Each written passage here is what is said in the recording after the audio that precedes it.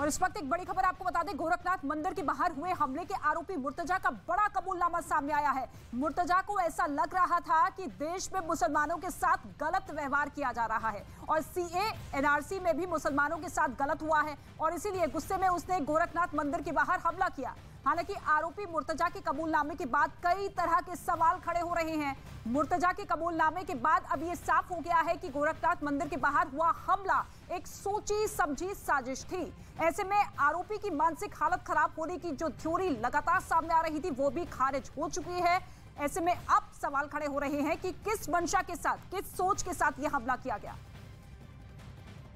दोनों सामान लेके हम टेम्पो पे चढ़े, 450 से 500 रुपये का सामान था।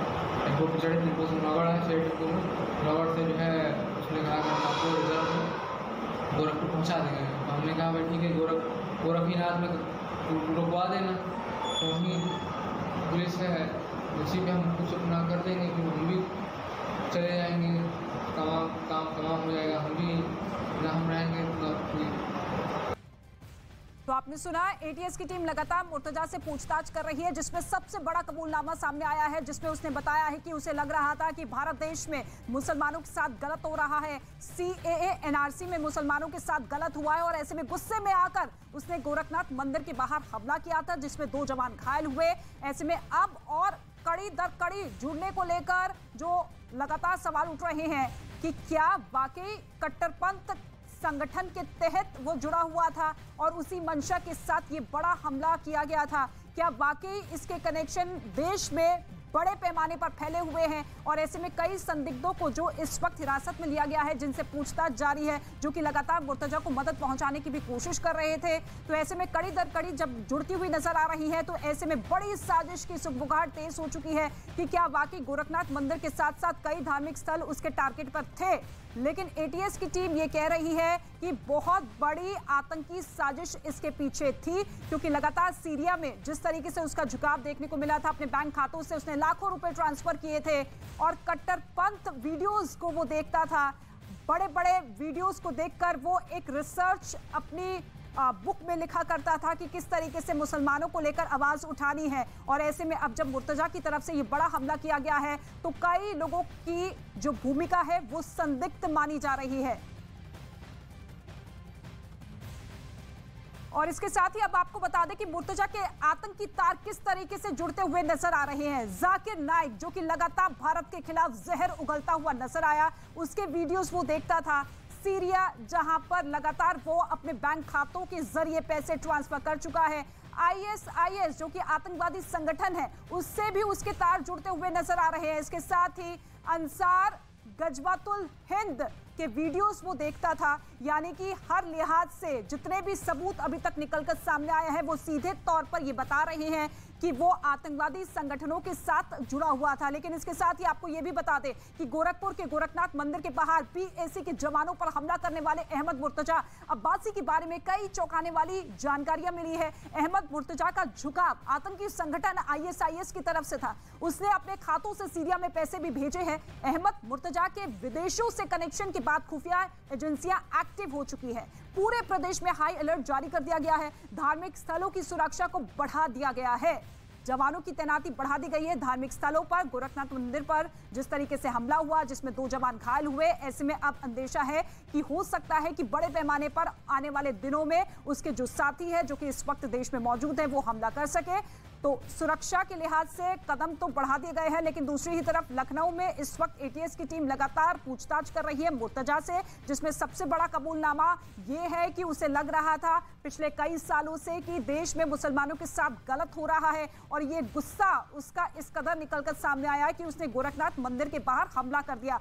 हालांकि उत्तर प्रदेश में हाल फिलहाल में चुनाव हुए थे। गोरखपुर, जो कि मुख्यमंत्री योगी आदित्यनाथ का गृह क्षेत्र है, और ऐसे में अपने आप में ये बड़ा हमला जो कि कई सवाल खड़ा करता हुआ है कि क्या वाकई चुनावों के वक्त भी हमला करने की साजिश थी, क्योंकि आपने देखा था कि किस तरीके से जमीनी तौर पर सुरक्षा वहां पर बढ़ा दी गई थी। चप्पे चप्पे पर सुरक्षा बलों की तैनाती इस कदर बढ़ा दी गई थी कि किसी भी तरीके से कोई अनहोनी ना हो। लेकिन अब जब चुनाव हुए तो ऐसे में मौका पाकर मुर्तजा वहां पर पहुंचा, हमला किया गया, उसके बाद इसको फिर गिरफ्तार किया गया और अब पूछताछ में बड़ा कबूलनामा उसकी तरफ से किया गया है, लेकिन मास्टर माइंड कौन है, कौन मास्टर है जो कि लगातार मुर्तजा जैसे कई लोगों को इसी तरीके से भड़काने के लिए प्रेरित करते रहे। और इसके साथ ही आपको यह भी बता दें कि गोरखपुर के गोरखनाथ मंदिर के बाहर पीएसी के जवानों पर हमले के बाद लखनऊ में मुख्यमंत्री आवास की सुरक्षा बढ़ा दी गई है। सीएम आवास पर सीआरपीएफ जवानों की तैनाती कर दी गई है और इसी के साथ मुख्यमंत्री योगी आदित्यनाथ की सुरक्षा में भी अब सीआरपीएफ के जवानों की तैनाती कर दी जाएगी। आने वाले दिनों में सीएम आवास की सुरक्षा बढ़ा दी गई है। तस्वीर आप देखिए किस तरीके से इस हमले के बाद अब सबसे ज्यादा हलचल सीएम आवास के बाहर होती हुई नजर आई और उसके बाद अब सीआरपीएफ जवानों की तैनाती कर दी गई है, सुरक्षा बढ़ा दी गई है। किसी भी तरीके से अनहोनी से निपटने के लिए जवानों की संख्या सीएम आवास के बाहर बढ़ा दी गई। गोरखनाथ मंदिर में हमले के बाद गोरखपुर से लेकर लखनऊ तक सिक्योरिटी के इंतजामात को लेकर रिव्यू किया जा रहा है। इस वक्त मेरी मौजूदगी है मुख्यमंत्री योगी आदित्यनाथ के पांच कालिदास आवास पर, जहां पर देख सकते हैं आप कि आज सिक्योरिटी बढ़ा दी गई है। खास तौर पर आज सीआरपीएफ के जवानों को आज से उनको तैनात कर दिया गया है। इसके पहले मुख्यमंत्री की सिक्योरिटी का जिम्मा यूपी पुलिस और पीएसी के जवानों पर था, लेकिन आज से सीआरपीएफ के जवानों को भी यहां पर तैनात कर दिया गया है।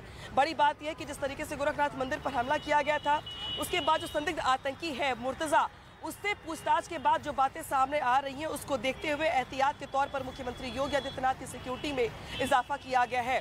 बड़ी बात यह कि मुर्तजा के बैकग्राउंड को खंगालते हुए एटीएस को जो सुराग मिले हैं, जो सबूत मिले हैं, उससे ये पता चलता है कि वो किसी न किसी मॉड्यूल से जुड़ा हुआ था और बहुत सारी चीज़ें उसके निशाने पर थीं।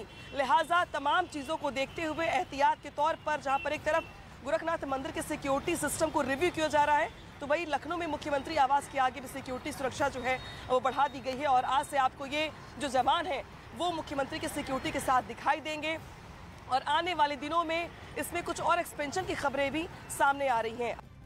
और सवाल अभी भी बना हुआ है कि मुर्तजा का आखिर मास्टर कौन था, किस मॉड्यूल का वो हिस्सा था, किस मॉड्यूल के साथ वो जुड़ा हुआ था। अमित पांडे लगातार हमारे साथ मौजूद है। अमित, देखिए कबूलनामा तो आरोपी मुर्तजा का सामने आ चुका है, जिसमें वो कह रहा है कि मुसलमानों के साथ गलत हो रहा था और गुस्से में आकर उसने ये हमला किया। लेकिन क्या वाकई ये पूरा मामला यहीं पर सिमट कर रह जाता है या फिर बड़ी साजिश थी? देखिए, आप जब उसका कबूलनामा का पूरा वीडियो देखेंगे तो उससे ये साबित हो जाएगा कि ये एक बड़ी साजिश थी और जिस तरीके से वो कह रहा है कि सीए एनआरसी को लेकर वो गुस्से में था और वो अपने गुस्से को कंट्रोल नहीं कर पाया, इस वजह से वो किस तरीके से ऑटो से वो सीधे पहुंचा मंदिर और उसके बाद उसने प्लान किया था उसी प्लान को अंजाम तक उसने पहुंचाया। जिस तरीके से उसके मोबाइल फ़ोन से, जिस तरीके से लैपटॉप से, पेन ड्राइव से संदिग्ध जिहादी वीडियोज़ मिले हैं और इसके अलावा देखिए वो सुरक्षा एजेंसियों के, खुफिया एजेंसियों के लगातार वो निशाने पे था। पूर्व डीजीपी ओपी सिंह इस वक्त हमारे साथ मौजूद है। सर, सबसे पहला सवाल तो यही है कि कबूलनामे में क्या कुछ बातें एक्सेप्ट की गई मुर्तजा की तरफ से? देखिए, मुझे इसकी पूरी जानकारी नहीं है कि एटीएस ने और इंटेलिजेंस एजेंसीज और जितने भी हमारे इन्वेस्टिगेटिंग एजेंसीज हैं उन सबों ने क्या क्या उसमें किया, because that must be very secret and confidential. लेकिन इतना जरूर है कि घटना की पृष्ठभूमि मैं शुरू से ही कह रहा हूँ कि ये एक कोई सामान्य घटना या कोई सामान्य अपराध नहीं है। ये बहुत ही सेंसिटिव और सिक्योर प्रेमिसेस में इस तरह की वारदात होना कई थ्योरीज को जन्म देती है। और सबसे बड़ी चीज है कि इस आदमी ने, इस मुर्तजा ने जो है जो भी किया है उसको एक टेरर एंगल की तरफ से देखा जाना बहुत जरूरी है। उसने रिलीजियस स्लोगन लिया, क्यों उसने वो उस मंदिर को चूज किया, उसके पॉसिबिलिटीज थे कि नहीं कि वो रेडिकलाइज्ड है, सेल्फ रेडिकलाइज्ड है या किसी के द्वारा रेडिकलाइज्ड है।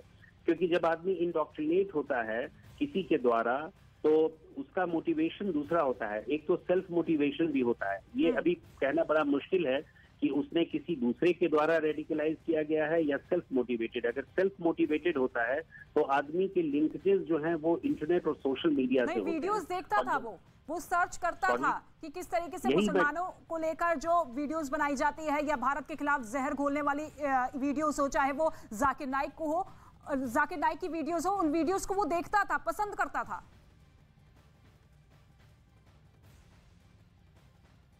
जी सर।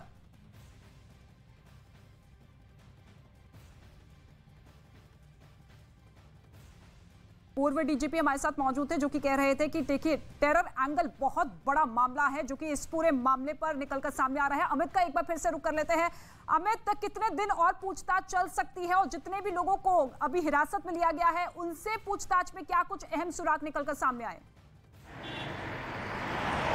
देखिए, सबसे बड़ा तो यही है कि जो कबूलनामा है मुर्तजा का, कबूलनामा और मुर्तजा से लगातार जो है एजेंसी पूछताछ कर रही है। एटीएस हेडक्वार्टर में अभी भी मुर्तजा से पूछताछ हो रही है और ये जिस तरीके से एक के बाद एक जो जांच में निकलकर सामने आया, नेपाली खाते से सीरिया पैसे भेजना, उन तमाम मामलों को अगर देखें तो कहीं ना कहीं लगातार जितनी भी एजेंसियां हैं वो इस पूरे मामले में इन्वेस्टिगेशन कर रही हैं। देवबंद कनेक्शन भी यहाँ पर निकलकर सामने आया। देवबंद कनेक्शन के अलावा सहारनपुर और जितने लोगों के वो टच में था, जिस तरीके से एक टीम जो है मुंबई पहुंची हुई है, मुंबई में वहां पर जहां पर वो रहा, कॉलेज में जो पढ़ाई की, वहां पर कितने लोगों के वो के संपर्क में था, उन तमाम एंगल से अभी भी इस पूरे मामले में इन्वेस्टिगेशन चल रहा है। लेकिन सबसे बड़ा तमाम जानकारी